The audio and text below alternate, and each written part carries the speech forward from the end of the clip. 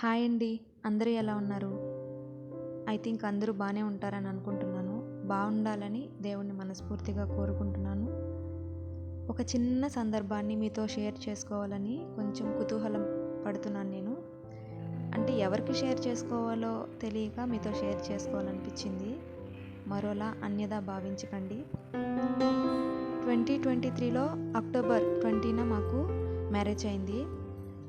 దాదాపు 2.5 year అయినా కానీ మేమైతే కొత్త కాపురం పెట్టలేదు. మా హస్బెండ్ హైదరాబాద్లో ఉన్నాడు, నేను మా అమ్మ వాళ్ళ ఇంట్లోనే ఉన్నాను. ఇంకా 2025లో అక్టోబర్ 10న మేము కొత్త కాపురం పెట్టడానికి హైదరాబాద్కి ప్రయాణించే రోజు రానే వచ్చింది. ముందుగానే 2 రోజుల ముందుగానే మా ఆయన అయితే మా ఇంటికి వచ్చాడు ఇంకా నన్ను తీసుకురావడానికి.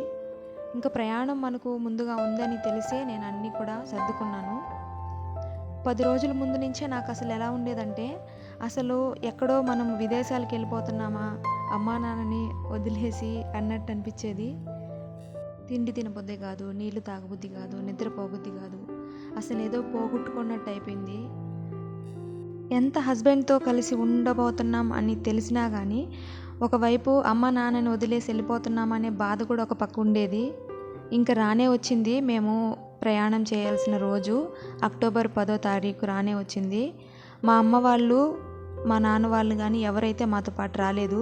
ఇంకా మాకు ఇంటి దగ్గర కొన్ని పనులు వదులుకొని రావాల్సి వచ్చింది. ఇంకా అలా అనేసి వాళ్ళు ఆ పనులన్నీ వదులుకొని రావడం ఎందుకులేనేసి ఇంకా మా అత్తమ్మనైతే మాకు తోడు పిలుచుకొచ్చుకున్నాము.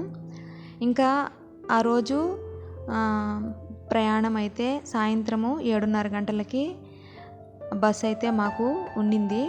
ఇంకా 7:30కి ఇంకా ఆ టైం దగ్గర పడే కొద్దీ నాకైతే టెన్షను, కొంచెం దిగులు, ఏదో తెలియని గుబులు, ఆందోళన, విచారం ఏమీ అర్థం కాలేదు. ఇంకా మా అమ్మ వాళ్ళు నన్ను ఇంకా సాగనంపారు. ఇంకా వెళ్ళేటప్పుడు ఇంక ఏడవకూడదు, కళ్ళల్లో నీళ్ళు రావద్దు అని ఎంతగానో అసలు కన్నీళ్ళు బిగబట్టుకున్నాను. వాళ్ళు నా వైపు చూస్తున్నా కానీ నేను నవ్వుతూనే వాళ్ళని పలకరించి వెళ్ళొస్తానమ్మా అనేసి చాలా సంతోషంగా ఉన్నట్లు, లోపల బాధే కానీ పైకి మాత్రం మనం ఏడిస్తే మన అమ్మ మన నాన్న బాధపడతారు, వాళ్ళు దిగులు పెట్టుకుంటారనే ఆలోచనతో నేనైతే పైకి చాలా సంతోషంగా ఉన్నట్టు యాక్ట్ చేశాను. ఒక్కసారి ఎప్పుడైతే ఆటోకి ఇంకా రైల్వే స్టేషన్కి బయలుదేరాలి, మేము రైల్వే స్టేషన్కి కాదు బస్ స్టాప్కి బయలుదేరాలి. ఆటో ఎక్కి బస్ స్టాప్కి వెళ్ళాలి. ఇంకా మా నాన్న అయితే ఆటో పిలిచాడు. ఇంకా లగేజ్ అన్నీ ఆటోలో పెట్టారు. ఇంకా మేము ఇంకా సెండ్ ఆఫ్ ఇంకా బయలుదేరేటప్పుడు ఇంకా వస్తానమ్మా, వెళ్ళొస్తాను నాన్న అని చెప్పే సమయానికైతే మా అమ్మ మా నాన్న కళ్ళల్లో అయితే అప్పుడు ఏదో తెలియని బాధ అయితే నాకైతే పర్ఫెక్ట్గా తెలిసింది. ఇంకా నేను తట్టుకోలేక ఆటో అయితే ఇంక వాళ్ళ ఫేస్ కూడా చూడలేక ఎక్కేసాను ఆటో. ఇంకా అప్పుడు మొదలైందండి నాకు బాధ, ఏడుపు, దుఃఖం. ఆటో స్టార్ట్ అయింది. వెనక్కి తిరిగి చూస్తూ వచ్చాను. నేనైతే ఇంక ఇక్కడ కొత్త కాపురం పెడుతున్నాం కదా, ఇంకా పాలు పొంగించాలి కదా గృహప్రవేశాని కోసం అనేసి ఒక పటం, దేవుడి పటం అయితే తీసుకున్నాను మా ఊర్లోనే. ఆ పటాన్ని అయితే ఇట్లా కళ్ళకి ఎదురుగుండా అడ్డంగా పెట్టుకొని మా హస్బెండు, అత్తమ్మ చూస్తారేమో, వాళ్ళు చూస్తే ఏమన్నా అంటారేమో, బాధపడతారేమో అనేసి కళ్ళకడ్డం పెట్టుకొని కళ్ళల్లో నీళ్ళు పట పడిపోయాయి. ఇంకా అసలు ఆ సిచ్యువేషన్ అసలు వర్ణనాతీతం, అసలు చెప్పలేము అలాంటి సిచ్యువేషన్ని. ఇంకెప్పుడొస్తామో మన అమ్మ మన నాన్నని ఇన్ని రోజులుగా వాళ్ళతో పాటే ఉండి వాళ్ళతో పాటే హ్యాపీగా గడిపాము, ఇంకెప్పుడు వస్తామో మనము అనేసి చాలా దుఃఖం అయితే వచ్చేసింది. నాకు తెలియని బాధ అయితే వచ్చేసింది. ఇంకే మా అత్తమ్మ అయితే గమనించింది. మా ఆయన చూసి కళ్ళతో సైగ చేసి ఎందుకు ఏడుస్తున్నావు అన్నట్టుగా సైగ చేశాడు. ఏం లేదన్నట్టు నేను తల అయితే అడ్డంగా ఊపాను. సరే ఇంకా మా అత్తమ్మ ఆడబిడ్డ బయలుదేరి వచ్చేటప్పుడు ఏడవద్దమ్మా అంటే ఇంకా కళ్ళ నీళ్ళు తుడుచుకొని ఇంకా ధైర్యంగా అయితే నేను ఇంకా బస్ స్టాప్ దగ్గర దిగాము. ఇంకా అప్పుడు బస్ వచ్చే సమయానికి ఎలా ఉండేదంటే 100°C మన శరీర ఉష్ణోగ్రత ఎంత ఉంటుందో అంత బాడీ అయితే వేడైపోయింది. ఏదో తెలియని గుబులు, బాధ, అసలు చెప్పలేను ఆ యొక్క సిచ్యువేషన్ని. నాకు తెలిసి ప్రతి అమ్మాయి కూడా ఈ సిచ్యువేషన్ని ఖచ్చితంగా, పెళ్ళైన అమ్మాయి అయితే ఖచ్చితంగా అనుభవించి తీరే ఉండుంటుంది. కానీ ఎప్పుడో పెళ్ళైన కొత్తల్లో అనుభవించాల్సిన ఆ బాధని నేను దాదాపుగా 2.5 సంవత్సరం తర్వాత అనుభవించాల్సి వచ్చింది ఆ బాధని. ఇంకా బస్సు అయితే వచ్చింది. బస్సు ఎక్కాము. బస్సు పైన మాకు సీట్స్ బుక్ చేశారు మా హస్బెండ్, కింద మా అత్తమ్మ. ఇంకా చూడండి బస్సు ఎక్కాను కానీ కొద్దిసేపైనా కానీ అసలు నడుము వాల్చలేదు, పడుకోలేదు అసలు నేను పటం తీసుకున్నానని చెప్పాను కదా, దేవుడి పటము. అది చేతిలోనే తప్ప కింద కూడా పెట్టకుండా అలాగే పట్టుకున్నాను నేను. నాకైతే ఫస్ట్ టైం అది బస్సు ఎక్కడము. అసలే డబుల్ డెక్కర్ బస్సు, అది కూడా పైన. అది అలా ఇలా ఊగుతూ ఉంటే నాకు ఉండింది చూడండి ఇంకా. అబ్బబ్బా! అసలు ఆ భయాన్ని అసలు తట్టుకోలేను, అసలు ఎక్స్‌ప్రెస్ చేయలేకపోతున్నాను నేను. ఇంకా ట్రైన్ జర్నీ అంటారా, చాలాసార్లు ట్రైన్ జర్నీ చేశాము. ఇంకా కారు అలాంటివి, బస్సు ఓకే. ఇలాంటి ఏసీ బస్సులు ఎప్పుడు కూడా నేను ఎక్కలేదు. ఫస్ట్ టైం అయితే బస్ జర్నీ. నేను అసలు బస్ జర్నీ వద్దనే చెప్పాను కానీ ఇంకా మాకు ట్రైన్ టికెట్స్ బుక్ అవ్వలేదు. ఇంకా అలా అనేసి ఇంకా తప్పదు కదన్నట్టు బస్ టికెట్లు బుక్ చేశారు మా హస్బెండు. ఇంకా అక్కడ స్టార్ట్ అయింది భయము. ఇంకా చూడండి ఒంగోలు దాటింది మా బస్సు, వర్షం స్టార్ట్ అయింది.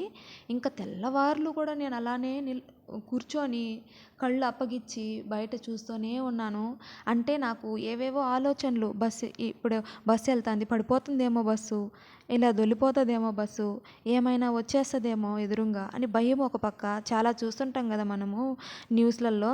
అలానే అదే ఆలోచనలు, ఎంతసేపు అయినా అదే ధ్యాస. మా హస్బెండ్ అయితే లేచి ఎందుకు కూర్చొని ఉన్నావు, పడుకో అంటే కూడా అసలు నేను పడుకునేదాన్నే కాదు, అసలు నాకు నిద్ర రాలేదు, నువ్వు పడుకో అని చెప్పేదాన్ని. మధ్యలో ఒక దగ్గర అయితే ఆపుతారు కదా ఎక్కడైనా ఫుడ్ కోసమని, రెస్టారెంట్ల దగ్గర.